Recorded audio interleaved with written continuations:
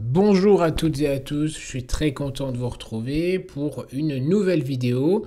Et dans cette vidéo, je vais vous dire ce qu'on va faire après, mais d'abord je tenais à vous remercier puisque nous sommes maintenant 10 000 sur cette chaîne. Ça me fait plaisir. J'espère surtout que les vidéos vous apportent ce que vous recherchez, les informations. Et écoutez, on est parti pour une nouvelle vidéo. Aujourd'hui donc, on va voir quelque chose qu'on a déjà traité sur la chaîne, c'est l'hyponatrémie. Mais je tenais à faire cette vidéo puisque l'hyponatrémie c'est un petit peu compliqué. Et on va voir surtout précisément vraiment l'hyponatrémie sévère. En plus, il y a eu des recos en 2024, enfin il y a eu un papier qui est super, donc on va en parler justement. Et donc ce papier, je vous l'ai mis, c'est l'un des pontes, si ce n'est le ponte de l'hyponatrémie qui l'a publié. Donc ça semble quand même intéressant d'en parler. Alors l'hyponatrémie, oui, globalement, c'est très fréquent. C'est parfois pas trop évident pour les jeunes internes et pour les plus vieux d'ailleurs, et pour les plus âgés, j'allais dire, des praticiens, bien sûr. J'ai déjà fait une vidéo, je vous l'ai déjà dit. N'hésitez pas et je vous invite à aller voir cette vidéo. Elle dure 30 minutes. On va revoir la physiopathologie, les détails un petit peu. Et là aujourd'hui, vraiment, on va s'attarder plus sur la prise en charge de l'hyponatrémie sévère. Donc, on va quand même faire 2-3 petits rappels un peu de ce qui est suggéré aussi dans ce papier. L'hyponatrémie, oui, c'est un déséquilibre hydroélectrolytique. Bon, ok, je vous apprends rien, mais il faut quand même rappeler un peu la base. La définition, c'est 135 mmol par litre, d'accord. Et l'hyponatrémie sévère, ça, c'est très important. Le seuil, c'est 120. Donc, si déjà vous avez un patient chez qui vous faites la prise de sang, vous avez une natrémie à 120, alors cherchez pas, je pense que l'état neurologique est expliqué par la natrémie. C'est relativement fréquent, 20% des patients sont continus et des décompensés cardiaques et 50% des patients avec une hémorragie sous-arachnoïdienne. Les différents types d'hyponatrémie. Qu'est-ce qui est important à retenir dans ce papier, entre autres, mais de manière générale pour l'hyponatrémie? L'hyponatrémie est dite aiguë quand elle s'installe en 48 heures. Vous voyez qu'on n'est pas du tout sur la même durée que lorsqu'on parlait de la thrombophlébite cérébrale, hein. Mais effectivement, là, c'est 48 heures d'installation, c'est sévère. Majoritairement rencontré dans deux situations, c'est l'état post-opératoire et l'intoxication par l'eau, donc c'est le patient qui prend trop d'eau, tout simplement, par excès d'apport. Il existe un continuum en termes d'effets, de symptômes sur l'organisme et des retentissements qui sont de plus en plus marqués, alors qui dépendent bien sûr de la rapidité d'installation et de la gravité de l'hyponatrémie. Donc les symptômes plus modérés, il y a céphalée, vertige, nausée, confusion, vomissement, des crampes. Vous voyez, c'est vraiment peu typique. Et tout ça, bien sûr, ça vous oriente vers pas grand-chose, hormis plein de diagnostics, hein. Et les symptômes sévères, là, on a de la simple, entre guillemets, convulsion, coma, détresse respiratoire. C'est pour ça que c'est vraiment intéressant d'avoir cette hyponatrémie en tête et de rapidement faire une gazométrie artérielle, par exemple, si un patient présente un signe de détresse, peu importe sur quelle modalité organique, entre guillemets. Est-ce que c'est une détresse neurologique, respiratoire, circulatoire? Ça, c'est très important. Bon, circulatoire, c'est quand même plus rare. L'hyponatrémie, il y a peut-être autre chose, mais vous avez fréquemment le diagnostic rapidement en plus. La chose extrêmement importante à retenir, c'est qu'il faut évaluer l'état volimique du patient. Et j'insiste, alors on ne va pas détailler tout ce qu'il y a comme signe clinique, mais c'est hyper important d'évaluer l'état volimique du patient quand il y a une hyponatrémie. Donc soit de toute façon il est hypovolimique, euvolimique ou hypervolimique, et voilà, c'est pas compliqué. Soit il est sec, soit il est normal, soit il est complètement en surcharge, des œdèmes, etc. Bon. Alors, le bilan nécessaire, et j'insiste en complément avec la vidéo que j'avais déjà faite, quel est le bilan nécessaire? Avant de le piquer, on va déjà regarder les urines.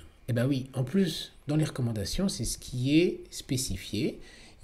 On regarde normalement d'abord les urines.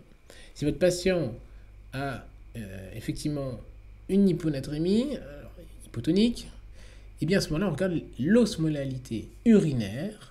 Et vous voyez que si c'est très bas, il n'y a pas d'osmole, hein, c'est de la flotte. C'est comme si vous prenez un sirop, vous le diluez à fond, il n'y a pas d'osmole, c'est pas concentré. C'est un excès d'eau. c'est un excès d'eau. Le potoman, il prend que de l'eau, le rein il essaie de vider tout ce qu'il peut mais il n'y arrive pas. Donc on a à peu près cette couleur là. Je mets les couleurs, c'est pas forcément les bonnes couleurs encore une fois, mais c'est pour essayer vraiment d'avoir de la pédagogie dans ce que je dis. Et si l'osmolalité est entre guillemets augmentée à plus de 100, en général c'est toutes les autres causes. Donc nous ce qui va nous intéresser, ça va être souvent quand même l'osmolalité est supérieure à 100. L'autre seuil, j'aimerais vous donner ce message, c'est 350. Au-delà de 350, on peut se poser l'indication, s'il n'y a pas de contre-indication bien sûr, de ces médicaments, c'est-à-dire l'empagliflozine par exemple, les SGLT2 inhibiteurs. La tonicité du plasma, puisqu'une fois qu'on a regardé les urines, quand même, on va regarder le sang du patient. Donc la tonicité du plasma, je vous rappelle, normalement, 275, 290. Donc les valeurs inférieures ou supérieures nous orientent vers la caractéristique hypotonique, hypertonique du plasma. Donc tonicité normale, tout va bien. Par contre, le patient peut présenter une pseudo-hyponatrémie. Et l'une des premières causes, enfin ce qui est très fréquent, beaucoup plus fréquent, c'est l'hyperglycémie. L'hyperglycémie, on peut avoir aussi une hypertriglycéridémie. Bon, évidemment, si on a de l'huile d'olive quand on fait la prise de sang, ça nous oriente un peu. L'hyperprotéidémie, il y a d'autres patients, d'autres antécédents caractéristiques qui peuvent en donner, mais surtout l'hyperglycémie, pour lequel j'aimerais vous préciser une petite chose. Donc effectivement, ça peut fausser l'évaluation de la tonicité du plasma. Et ce qui est important à avoir en tête, c'est que, par exemple, le patient qui arrive en acidocétose, donc il a cette hyperglycémie, vous vous dites, très bien, je vais lui mettre l'insuline, qu'est-ce que vous voulez faire? Donc hyperglycémie, on va mettre l'insuline, tchac, qu'est-ce qui se passe? Et on va faire rentrer tout ce qu'il faut dans les cellules et hop, œdème cérébral. Donc c'est très important d'avoir ça en tête. Les patients, ça c'est pour avoir une vue d'ensemble des pathologies, mais un patient qui vient pour une acidocétose, qui se dégrade lors de la prise en charge, c'est peut-être que c'est lié à la correction trop rapide et qu'en fait le patient présente un œdème cérébral induit par cette correction trop rapide de la glycémie. Vous avez fait rentrer tout le sucre et en plus du sel dans les cellules et paf, œdème cérébral. Donc vous avez vu l'analyse d'urine, l'analyse sanguine pour la tonicité, très bien. Je vous remets le plan, l'organigramme de la vidéo sur l'hyponatrémie. On a vu l'osmolalité plasmatique, très bien, c'est hypotonique, ok. La particularité et la première chose à voir, c'est est-ce qu'il y a des signes de gravité? Donc on les a vus, c'est neurologique, convulsion, coma, détresse, etc. Et là on va voir le traitement juste après. Et comme je vous disais, on regarde donc les urines. Si c'est inférieur à 100, comme dirait Gandalf, suivez-moi, c'est par là, il faut pisser. Oui, le patient prend trop d'eau, c'est le potomane, le buveur de bière, ou le Tientos syndrome. Il y a trop d'eau, il n'y a pas assez d'osmol. Le rein, il fait ce qu'il peut pour évacuer toute l'eau. Donc suivez-moi, c'est par là qu'il faut pisser l'eau. Les différentiels, c'est le marathonien et d'autres intoxications par exemple. Mais encore une fois, il faut réfléchir sur le motif initial d'admission du patient. Est-ce que le marathonien qui vient de terminer ses 42 bornes, il va venir aux urgences vous dire bonjour, je suis en hyponatrémie? Non, il va venir parce que soit il a fait une crise convulsive, il y a une hyperthermie, il y a une rhabdomyolyse, il y a une insuffisance rénale aiguë, il est complètement déshydraté, il y a probablement autre chose. Donc il faut rester un petit peu critique avec tout ça, c'est très bien de connaître l'organigramme, mais c'est d'autant mieux de comprendre le motif d'admission du patient. Donc maintenant on va voir la prise en charge de l'hyponatrémie sévère. Et j'insiste là-dessus, parce que c'est quelque chose qui peut faire peur. L'hyponatrémie sévère, le patient est symptomatique, il a moins de 120-125 mmol par litre. À ce moment-là, il faut administrer en urgence du sérum salé hypertonique, 3%, donc un bolus de 100 à 150 mmol. Et donc, si on a fait des maths de très haut niveau, un bac plus 15 en maths, on sait que 3% de 100 ml, eh bien ça fait entre 3 et 4,5 g de NaCl. Donc on va lui apporter 3 à 4,5 g de sel. Donc il faut comprendre et schématiser. Vous avez la possibilité, pour lui apporter cette quantité, de lui prendre du sel et de lui mettre dans les veines. Ne faites pas ça évidemment, ça ne marchera pas, parce que ça risque de tuer le patient. Donc le mieux, c'est quand même de diluer cette concentration, mais en tout cas cet apport de sel dans un volume. Et c'est important d'avoir ça en tête, puisque rappelez-vous que votre sérum salé, donc le NaCl, hein, le sérum physiologique, qui n'est pas physiologique d'ailleurs, mais qui fait 9 grammes, enfin 0,9%, ça fait 9 grammes par litre. Donc, que vous apportiez 9 grammes, enfin, il faut apporter une certaine quantité, mais dans un volume adapté. Et c'est pour ça que c'est important d'apporter ces 3 grammes dans le 100 à 150 millilitres. Il y a une certaine durée ou un temps d'administration. Ça peut être relativement rapide en cas de signe très grave, un coma. Peut-être qu'il faudra faire autre chose que simplement du sérum salé hypertonique, peut-être un tuyau, je ne sais pas. En 30 minutes, ça peut être un peu plus long, par exemple en perfusion continue, ça peut être en 2-3 heures, ce qui nous permet de juguler quand il y a d'autres problématiques ioniques, à savoir surtout une hypokaliémie. Et il faut respecter des objectifs, puisqu'il ne faut pas surcompenser la natrémie. On ne va pas se dire, il est à 110, on va le remettre à 140 au bout de 10 minutes, parce que sinon, il va faire une rhabdomyolyse. Une myélinolyse, pardon. Justement, c'est pas les muscles, c'est le cerveau qui va avoir un problème. Et donc, vous contrôlez ce que vous faites. Comme toujours, on contrôle notre prise en charge. Soit c'est inefficace, c'est-à-dire que ça augmente, mais moins de 4 millimoles. À ce moment-là, on va répéter l'administration de sérum salé hypertonique. L'objectif atteint, c'est entre 4 et 6 millimoles par litre. Donc ça, c'est entre 4 et 6 heures en général. Et si on a surcorrigé, mince, le sodium augmente beaucoup trop, plus que prévu, plus de 6 millimoles par litre. Là, on arrête, évidemment, et peut-être qu'on va rétro-pédaler en administrant du glucosé. Alors vous allez me dire, oui, mais on n'a pas de sérum salé hypertonique à 3%. C'est pas grave. On peut fabriquer. Quand on n'a pas, on le fabrique.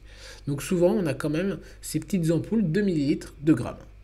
Donc c'est simple, pour faire 3 grammes dans 100 millilitres, il vous faut 100 millilitres d'un truc où il n'y a pas de sel. Voilà, et puis vous prenez où il n'y a pas d'autres ions, vous ne prenez pas du potassium, bien sûr, ni de la cristalline. Et donc vous mettez 3 grammes, donc une ampoule et une autre demi-ampoule, et puis ça vous fera 3 grammes dans 100 ou 150 millilitres. Et donc vous pouvez tout à fait créer cette solution. Bien sûr, on fait un monitorage horaire de la natrémie. Horaire, je dis bien horaire, donc oui, c'est casse-pied et chronophage, mais si on veut être dans les clous, on fait ça. Et comme je vous parlais de rétropédaler, si on est allé trop fort, trop vite, on peut administrer du G5. Alors vous voyez là, ce qu'il préconise, une solution de sérum glucosé, 4 ml par kilo. Bon, c'est entre 2 et 4 ml par kilo. Pour diminuer, vous voyez, 4 ml par kilo, ça diminue à peu près de 1 millimol de la natrémie. Et donc, au final, on peut se dire que quand on administre en 1 heure, notre sérum salé hypertonique, ça fait à peu près augmenter par heure, à peu près, aussi vite, ou en tout cas, ça fait augmenter la natrémie aussi vite que le G5 200 ml fait descendre la natrémie. À peu près. On n'est pas à 50 ml près, mais c'est pour avoir un ordre d'idée. 3 choses à garder impérativement en tête, et j'insiste sur le impérativement, ne pas corriger trop vite. C'est 4 à 6 ml dans les 6 premières heures. On est globalement à 1 millimol, pardon. 4 à 6 millimoles par litre dans les 6 premières heures, donc à peu près 1 millimol par heure. Et en cas de correction prolongée, ce qui va souvent être le cas quand même, on fait moins de 8 millimoles par heure, enfin moins de 8 millimoles par heure, c'est moins de millimoles par litre, pardon, il y a une erreur, moins de 8 millimoles par litre, je vais y arriver, par 24 heures. On fait une correction inférieure à 8, si vous voulez. Je suis désolé pour cette erreur. Et en cas d'apport de potassium, donc si votre patient nécessite, pour une quelconque raison, comme une acidocétose par exemple, un apport en potassium, il faut penser que le fait d'apporter du potassium, ça va faire sortir le sodium de la cellule, donc il va y avoir une surcompensation. Donc il faut vraiment prêter attention à ces patients en acidocétose. Alors maintenant, on va parler rapidement de la partie un peu moins urgente, même s'il faut quand même y penser et le traiter, c'est les hyponatrémies modérées. Donc le patient ne nécessite pas un traitement en toute urgence, on va regarder la volémie, est-ce qu'il est hypovolémique, euvolémique, hypervolémique. Donc est-ce que le patient il est comme un pruneau d'Agen, tout déshydraté? Alors, la question qui va persister, puisque le traitement va être le même, s'il est sec, faut le réhydrater, d'accord. La question, ça va être, est-ce que c'est rénal ou pas rénal? Donc, est-ce que le rein, il verrouille ou il verrouille pas? Est-ce qu'il laisse passer le sel? et c'est le sel qu'il faut regarder après. Donc si le rein il verrouille, c'est-à-dire que la natrémie est verrouillée, c'est pas une cause rénale, il est peut-être brûlé ou il y a un troisième secteur, etc. À ce moment-là, oui, de toute façon, vous arrêtez. Le patient est complètement hypovolémique. Il faut arrêter les diurétiques et il faut apporter le traitement. Hein, c'est de l'hydratation tout simplement. Donc, éventuellement, se mettre en relation avec le néphrologue en cas de cause rénale. Ça peut être intéressant, je pense. Pour tout ce qui est trouble aldostéronisme, oui, effectivement. D'autant plus s'il y a un potassium urinaire qui est bas, à ce moment-là, fludrocortisone à envisager. Le patient est hypervolémique. Encore une fois, vient-il parce qu'il est brûlé au dernier degré dans l'hypovolémie? Je pense que la natrémie sera le cadet de nos soucis. Si le patient vient pour un OAP, bon, la natrémie, c'est pas que c'est pas important à prendre en charge, c'est important. Mais il vient surtout pour un OAP.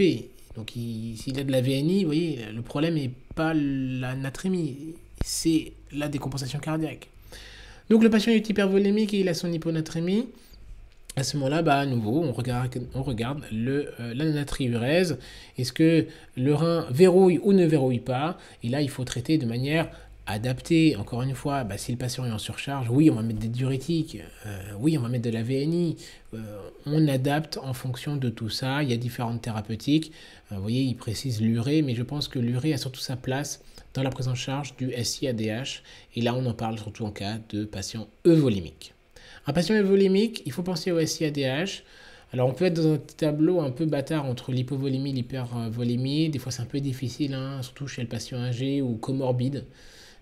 Et bien là, pour le SI-ADH, il faut faire un bilan un peu plus exhaustif pour regarder la thyroïde, les surrénales, les toxiques, les infections, les tumeurs, etc., les syndromes tumoraux, etc.